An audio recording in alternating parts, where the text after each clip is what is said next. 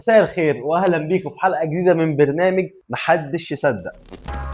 انا جيت.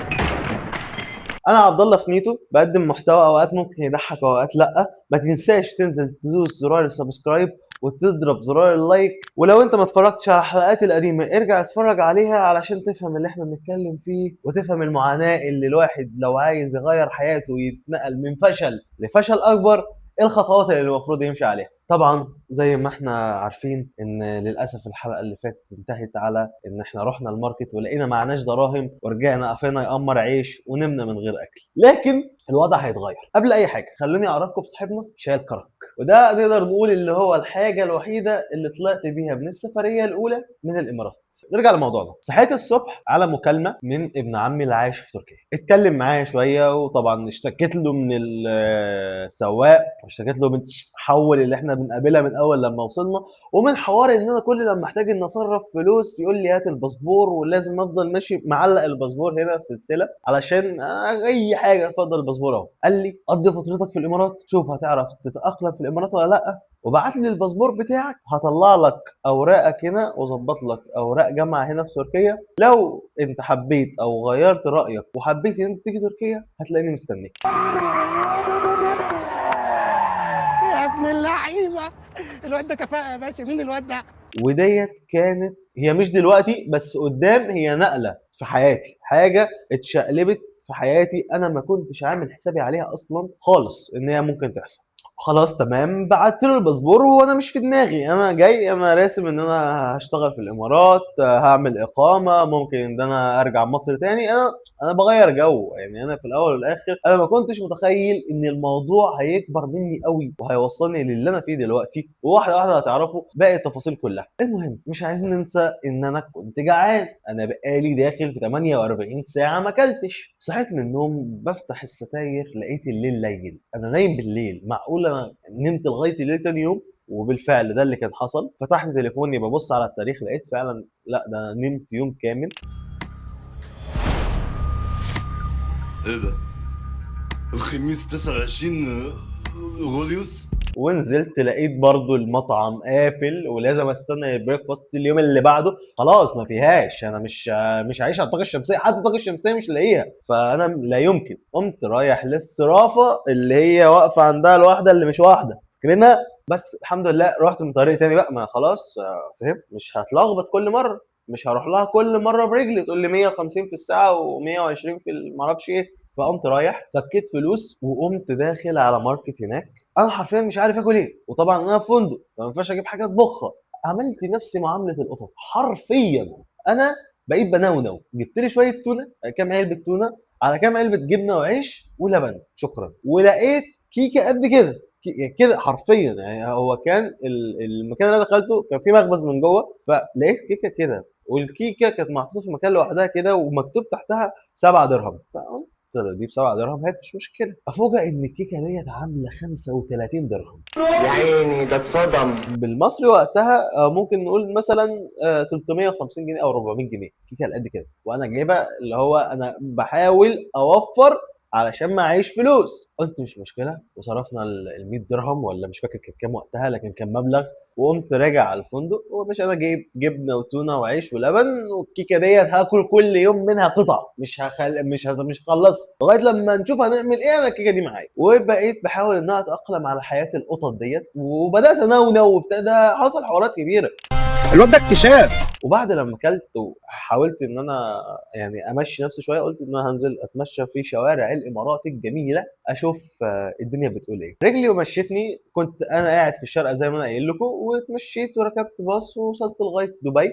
بحاول اشوف البلد بقى، عايز اكتشف البلد. الصراحه كانت من افضل البلاد اللي انا رحتها في حياتي دبي. انا يعني بعد المره ديت معلومه هنكتشفها قدام، بس بعد المره دي انا رحت دبي 12 مره. انا من عشاق دبي، فعلا فعلا دوله جميله جدا. المهم خلينا ما نخرجش عن اطار القصه. ناخد كوب شاي.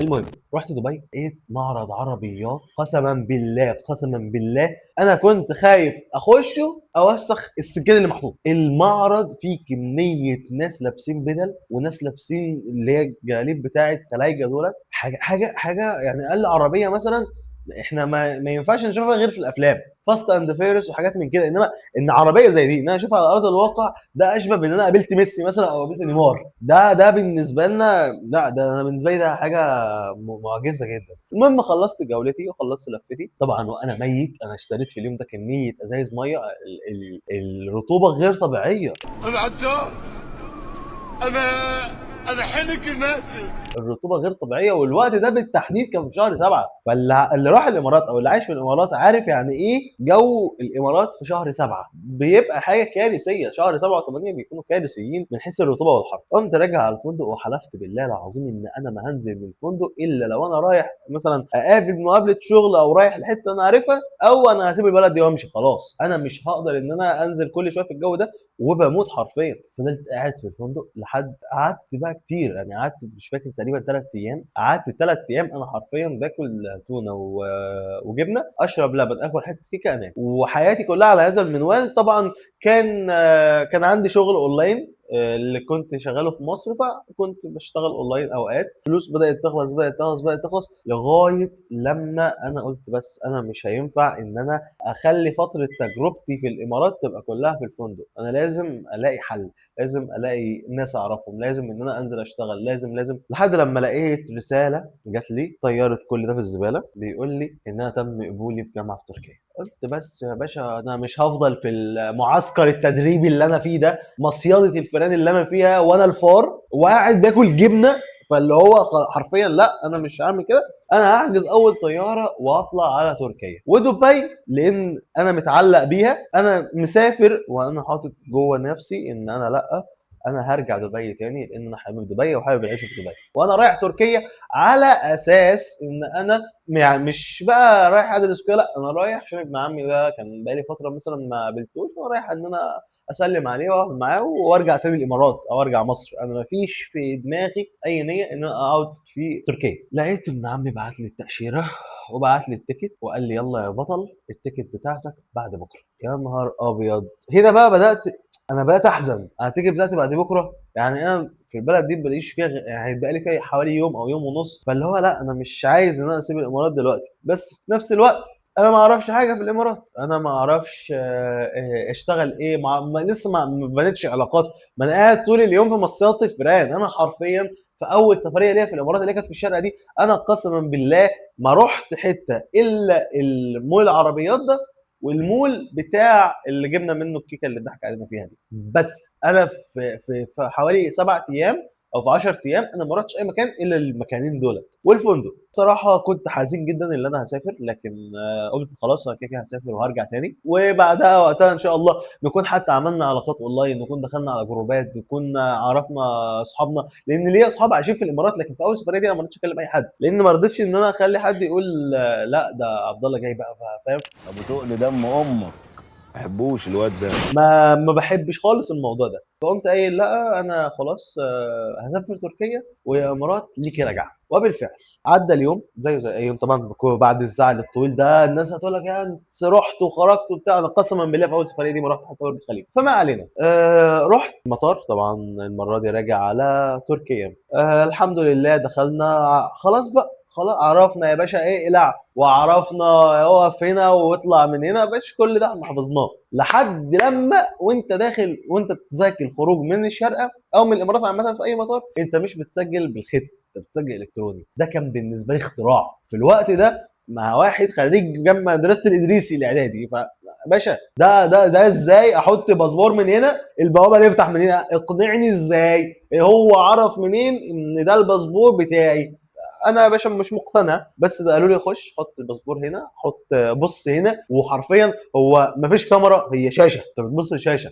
هو يا باشا الريبورت اللي جوه هو خلاص انت اخويا الكفاءه، انا واثق فيك، انت الناس اللي في الباسبور يلا اتفضل عادي. والله التكنولوجيا انا بالنسبه لي ده كان في حته ثانيه. تكنولوجيا اشهد انها تكنولوجيا. سجلت خروج، قعدت في البوردنج مستني الطياره بتاعتي. جت الطياره وكانت شركه طيران توك توك. كانت توك توك ما كانتش طياره. والناس اللي جم تركيا هم عارفين يعني ايه التوك توك. فركبت التوك توك ده، والاول مره في حياتي احس ان انا كنت قريب من الموت بالطريقه دي. انا مره واحده لقيت انا لو راكب كورولا 2007 مش هتفضل تتهز بالمنظر ده. السواق كان بياكل كل مطب ومطب، يعني تحس ان هو داخل عند مع المطبات الجويه. المهم وصلنا بالسلامه الحمد لله. وبس انا جات لي فوبيا من الطيران. اي نعم ان انا ركبت فوق ال 30 طياره بعد كده، بس جات لي فوبيا من الطيران. قعدت فتره حلوه انا مش عايز اركب طياره. فاول لما نزلت لقيت طبعا استقبال من ابن عمي، استقبلني استقبال جميل جدا. هنا بدات اتعرف على اصدقاء لغايه النهارده. حتى الناس اللي عايشه في تركيا يعني هيقولوا لك الاصدقاء دول في عمر بيطير، في عمر بيطير في المتروبوس، في عمر بيطير في المترو. ان انت تتحرك من مطار صبيحه للجانب الاوروبي ده مسافه او وقت. في ناس بتتولد وتموت وتتجوز في الوقت ده. المسافه بين الاثنين دولت والطريق فاضي حوالي ساعتين ونص. انت متخيل المكان اللي انا هروحه والمطار اللي انا نازل فيه ساعتين ونص؟ انا بالنسبه لي دي رحله فوق الرحله. يعني عشان اكون مفهمكم الصوره، مسافه الطيران من مصر لتركيا اسطنبول المسافه بين الدولتين ساعتين. المسافه بين مطار صبيحه والجانب الاوروبي 3 ساعات بالمواصلات. انت متخيل الصوره اللي احنا بنتكلم فيها؟ المهم قابلت صديقي وعرفني على اصدقائي. كان اول صديق اتعرف عليه هو المترو. قعدت في المترو حوالي ساعه وشويه. هو بيقول لي على اسم محطه، انا كل املي ان انا اشوف اسم المحطه في الشاشه. نزلنا من المترو. طيب يا صاحبي خلاص الحمد لله وصلنا. قال لي لا وصلنا فين؟ ده احنا في صديق تاني هعرفك عليه اسمه المتروبوس. المتروبوس ده المواصله الرسميه في اسطنبول. ما فيش اي حد عايش في اسطنبول الا وده صاحبه. ده في عمر طار فيه. ركبت برضو المتروبوس وانا كل املي وكل دعويه يا رب اشوف اسم المنطقه اللي انا هنزل فيها على الشاشه. لكن في الوقت ده لما طبعا لو انا راكب المترو ما خدتش بالي من حلاوه اسطنبول ومن جمال اسطنبول. لما ركبت المتروبوس وبدات اعدي على الحدائق وبدات اعدي على الطرق وان انا اشوف الناس. انا بالنسبه لي دي كانت اول مره اسافر في دوله، يعني حتى مهما كان الامارات اجنبيه بالنسبه لمصر بس بيتكلموا عربي. الامارات مهما كان اخواتنا عرب كل حاجه، انما الاتراك ثقافه مختلفه، عالم مختلف، دوله مختلفه، لغه مختلفه. فحسيت بقى ساعتها ان انا داخل على مغامره اجمل من اللي انا كنت اخش عليها في الامارات. انا في الامارات اي نعم ما اعرفش حد وماليش اي حد ان انا اتكلم معاه، بس في الاول والاخر نفس الثقافات بتاعتنا نفس العادات والتقاليد. انما في تركيا عادات وتقاليد مختلفة خالص ومشاكل مختلفة جدا. وده اللي هحكي لكم عليه الحلقة الجاية. ما تنساش تنزل تحت دوس زرار السبسكرايب وتخبط زرار اللايك وتفعل زر الجرس علشان أول لما ننزل حلقة المشاكل تكون أنت معانا وأول واحد يتفرج عليها. سلام.